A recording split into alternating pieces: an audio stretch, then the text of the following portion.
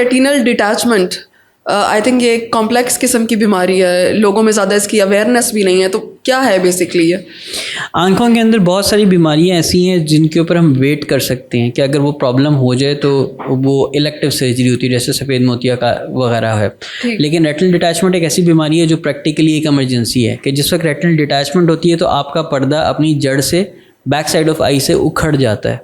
अच्छा। और जब वो पर्दा अपनी जगह से उखड़ जाता है तो समझ लें उस आँख की नज़र आहिस्ता आहिस्ता आहिस्ता जाती रहती है। उस पर्दे के अंदर जितनी जान होती है ना, जितना टाइम वो उखड़ा रहेगा वो आहिस्ता आहिस्ता ख़त्म हो जाएगा। सो रेटिनल डिटैचमेंट एक ऐसी बीमारी है जिसमें आपकी आँख का जो सेंसर पोर्शन है, जो बैक साइड जहाँ पे लाइट पड़नी है, वो अपनी जड़ से उखड़ जाता है और आपकी आँख एक तरह से ज़ाया हो जाती है। वजह क्या बनती है इसकी, किस वजह से हो सकती है ये बीमारी?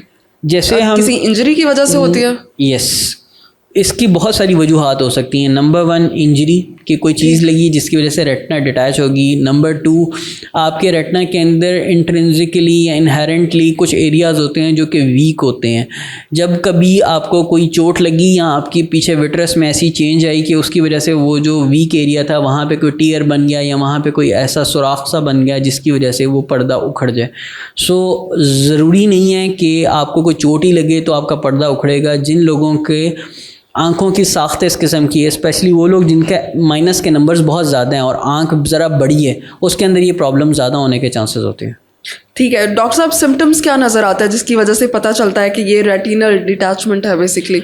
अगर आपको यकदम आपकी आंख के सामने बहुत ज़्यादा फ्लोटर्स या लहरें नज़र आना शुरू हो जाएं, या आपको ऐसे लगे कि आपकी आंख के सामने चमक आ रही है, बहुत ज़्यादा कमरे में बैठे हुए लेकिन फ्लैशेस पड़ रही हैं, या आपको ऐसे लगे कि किसी साइड से एक ब्लैक कलर का कर्टन आ गया, तो ये वो साइंस एंड सिम्टम्स हैं जिसमें आपको यानी रेटिनल डिटैचमेंट हो रही है। और जब ये रेटिनल डिटैचमेंट पूरी हो जाती है तो वो वाली एरिया या वो वाली आई जो होती है उसमें से नज़र आना बिल्कुल बंद हो जाता है।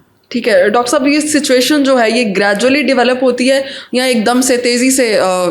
कुछ लोगों की ग्रेजुअल डेवलप होती है, जैसे फॉर एग्जांपल शुगर के पेशेंट्स के अंदर साल से प्रॉब्लम हो रहा था, वहाँ से कोई ब्रेक बना और आहिस्ता आहिस्ता वो पर्दा उखड़ना शुरू हो गया।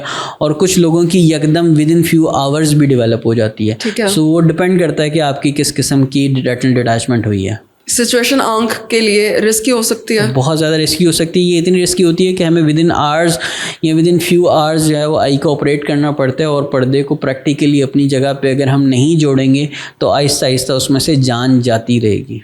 ठीक है, तो ईजी होता है पर्दे को अपनी जगह पे जोड़ना?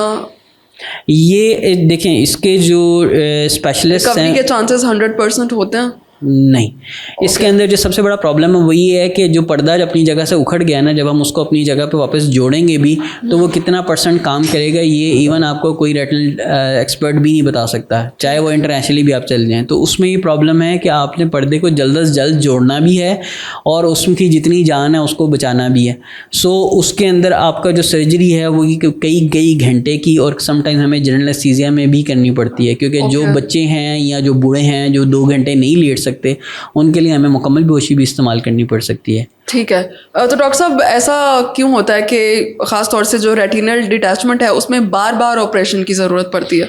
एक चीज़ जो पहले से कमज़ोर हो गई है, जो पहले से ख़राब हो गई है, उसको आपने दोबारा अपनी जगह पे जोड़ा है तो उसके उखड़ने के चांसेस डबल हो जाते हैं। ये बिल्कुल ऐसे ही है कि अगर आपकी गाड़ी का एक टायर पंक्चर हो गया, अब वो दोबारा उसको जब चोट लगेगी तो उसके ज़्यादा चांसेस हैं कि वो ख़राब हो जाए। तो इसी तरीके से इसकी जो प्रॉब्लम है वो ये है कि ये बार बार उखड़ सकता है, ये ज़्यादा ख़राब हो सकता है और इसमें बहुत सारी चीज़ें करनी पड़ती हैं। और लोगों का अमूमन सवाल भी यही होता है कि इसमें हमने अगर कोई गैस यूज़ किया या ऑयल यूज़ किया, ये ऑयल कब निकलेगा, नज़र कब आएगा, सारा कुछ। तो इट्स ए कम्प्लेक्स डिजीज़ जहाँ पे देखने के बाद जो है वो आपको रेटिनल एक्सपर्ट ये बताता है कि आपकी आँख की करंट कंडीशन क्या है, इसके अंदर हम कितनी बेहतरी लेके आ सकते हैं और इसके नेक्स्ट स्टेप क्या हो सकता है। ठीक है, तो इसमें सर्जरी के बाद भी मज़ीद एहतियात की ज़रूरत है? बहुत ज़्यादा इसमें, बल्कि जिस पेशेंट को रेटिनल डिटैचमेंट होती है उसकी वो आँख जिसमें रेटिनल डिटैचमेंट हुई है उसको भी हमें रेगुलरली देखना होता है, और दूसरी आंख जो कि नॉर्मल है उसको भी हमें रेगुलरली देखना होता है, क्योंकि अगर एक आंख में हुआ तो दूसरी आंख में भी हो सकता है।